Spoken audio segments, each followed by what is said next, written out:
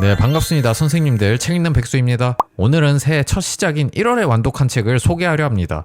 이렇게 총 5권이지만 이번에 총균세 제독한 거 포함하면 6권이니 참고 바라고요.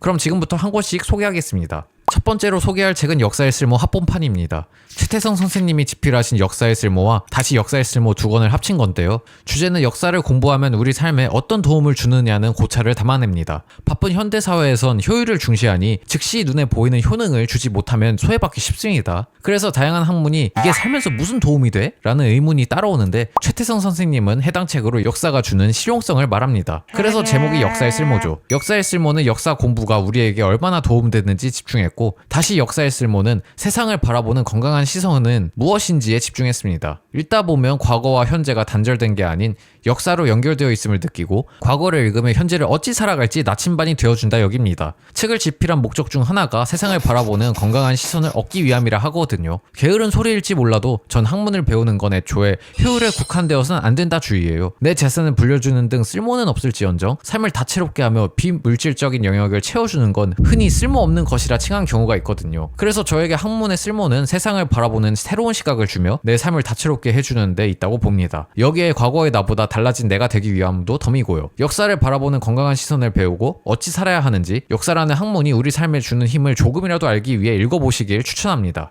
좋은 책입니다. 두 번째로 소개할 책은 특이점이 온다입니다. 아마 한 번쯤은 들어보셨을 제목이라 여겨요. 최근 마침내 특이점이 시작된다라는 후속작을 내놓으면서 리커버했는데요. 우리에게 특이점이란 용어와 개념을 대중화시킨 책입니다. 특이점이라는 게 인공지능이 인간 지능을 초월하는 순간을 말합니다. 저자는 2045년이 특이점이 온다고 예측하죠. 그 모습은 인간과 기계가 하나가 되고 가상현실이 현실이 될 거라고 합니다. 책은 처음엔 여러 개념과 저자가 예측하는 미래를 큰 틀로 설명하니 어렵습니다. 하지만 뒤로 갈수록 미래는 아마 이렇게 될 거다라는 예시를 나열하니 그래도 중간부터는 읽기 괜찮아집니다. 읽다 보면 아직도 먼 미래인 듯한 이야기도 있고 마치 SF 소설을 읽는 느낌도 주는데, 그런 이유에서인지 이 책을 향한 평가 중 하나가 청건의 SF를 탄생시킬 책입니다. 저자는 미래를 낙관적이게 봅니다. 결국 미래 기술이 주는 이익이 커서 우린 그 기술을 받아들일 거고, 부작용은 적고 극복하며 우리 한계를 넘어 진화시키는데 기술이 큰 역할을 할 거라 하죠. 여러 병과 노화, 수명 등을 극복하게 되고 내가 원하는 세상과 외모를 구현하는 게 가능해질 거라 합니다. 참 꿈같은 이야기라 여겨요. 하지만 전 기술은 빠르게 인간 삶과 사회를 바꾸기에 그게 야기할 부작용을 과하다 싶을 정도로 점검해야 한다는 주의여서 부정적이게 읽었습니다. 특히 우리 몸과 결합한 AI를 관리하는 게 초인공지능 컴퓨터일 거라 하는데, 그 컴퓨터가 우리 인간 편이라는 가정 하에서까지만 도움될 거라는데 동의하죠. 거기에 후속작인 마침내 특이점이 시작된다도 2월에 읽었는데 두 책 다 공통점이 결국 일자리에 관해서 명확한 해결책을 못 말하고 있다입니다. 이 점은 다음 달 2월 완독서 영상에서 더 자세히 풀어보도록 하겠습니다. 통계를 계속 사용하며 결국 좋아질 거라 외치긴 한데, 솔직히 과거 없던 미래를 겪는 일에 과거 통계만 의존하는 게 무슨 소용인가 싶습니다. 그럼에도 AI 시대가 다가오는 현재 책을 읽을 이유는 충분합니다.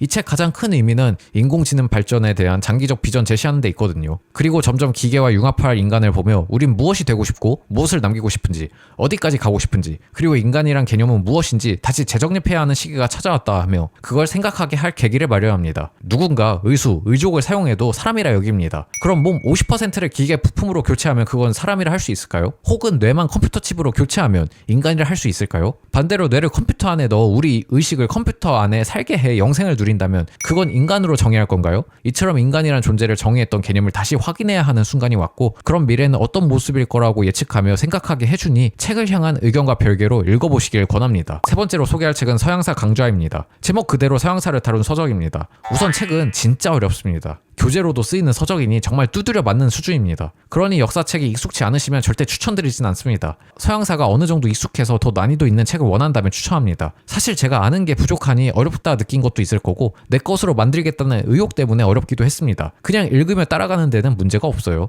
다만 여기 나온 지식을 내 걸로 만들고 싶다라는 동기로 읽으면 매우 힘들 겁니다. 애초에 저는 책을 읽을 때 읽기 위함이 아닌 제 무지를 조금이라도 줄이기 위해 읽거든요. 그래서 더 힘들었지만 그만한 가치는 있습니다. 특히 유럽이 순식간에 강대국이 될 수 있었던 이유를 말할 때 정리가 잘 되었고 새로운 통찰을 줬어요. 제가 지난 총균세 분석 영상에서 유럽이 강해진 건 수많은 전쟁을 겪으며 군사력이 강해지고 군력 확충 위한 조세제도 등이 촘촘해져서라고 말한 부분이 있는데, 그 통찰을 해당 책에서 얻었습니다. 그래서 정말 좋은 책이라 여기고 다 읽고 뿌듯했어요. 특히 책은 고대부터 중세까지는 생소한 게 많아 어려운데, 그래도 프랑스 혁명 등 근대로 점점 넘어오면 아는 내용이 조금씩 나와 그나마 난이도가 조정됩니다. 물론 덜 어렵다지 쉽단 건 아니었지만요. 서양 역사는 세계사 큰 흐름을 주도한 역사이기에 현재는 왜 이런 모습이 되었는지 알기 위해 읽어야 합니다. 다만 기본 내용만 알려줌에도 정말 어려우니 각 국가 기초 상식이 없다면 함부로 읽지 마시고 정말 읽으실 거면 하루 10페이지만 읽어도 된다는 주의로 천천히 읽기를 권합니다. 네 번째로 소개할 책은 심리학이 이토록 재밌을 줄이야입니다. 단순 재미로만 따지면 1월에 읽은 책 중 가장 재밌습니다. 동화 이야기 속 사건, 인물을 심리학을 활용해 해석하니 어릴 때 읽었던 동화 생각도 나고 이런 관점으로 볼 수도 있구나 해서 흥미로웠고 심리학 이론도 그만큼 쉽게 다가오고 이해관이 좋았거든요.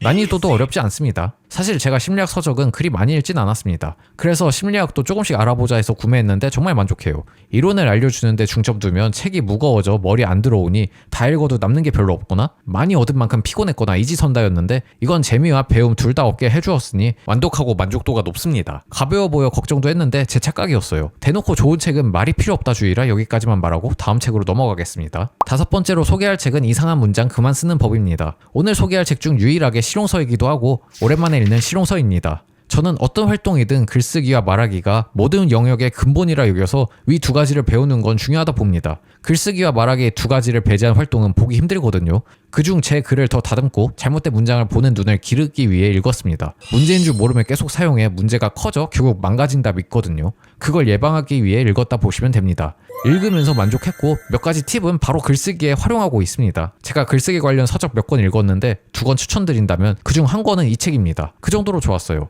나머지 한 권은 내 문장이 그렇게 이상한가요? 입니다. 저는 적지 않은 실용서가 처음엔 실용적인 이야기를 해주다가 갑자기 저자 개인 삶과 동감 못하겠는 저자만의 철학 이야기를 하며 힐링 에세이 혹은 성공할 수 있다 외치는 성공팔이 자기계발서로 변질되는 경우가 있다 보니 걱정했어요. 하지만 해당 책은 그런 거 없이 글쓰기 교정만 중점을 두고 잘 배워서 만족합니다. 나이와 직급 상관없이 혼자 일해도 글쓰기는 뗄 수 없는 영역이니 읽고 배우길 추천합니다. 마지막으로 읽은 건 총균세인데 총균세는 분석 영상으로 이미 만들었으니 따로 여기에 소개하진 않겠습니다. 궁금하면 저번에 올린 총균세 분석 영상을 시청 바랍니다. 오늘 영상은 여기까지입니다. 봐주셔서 감사합니다. 2월 다 끝나가는데 이제야 올리네요. 총균세 영상이 그만큼 오래 걸려서입니다. 늦었지만 유익했길 바랍니다. 참고로 제가 매달 읽은 책 중 최고의 책을 선정했는데 좋은 책이 많다 보니 앞으로는 선정은 안 하려고 합니다. 그럼 다음에도 좋은 영상으로 찾아올 테니 또 만나길 기대하겠습니다. 지금까지 책 읽는 백수였습니다. 감사합니다.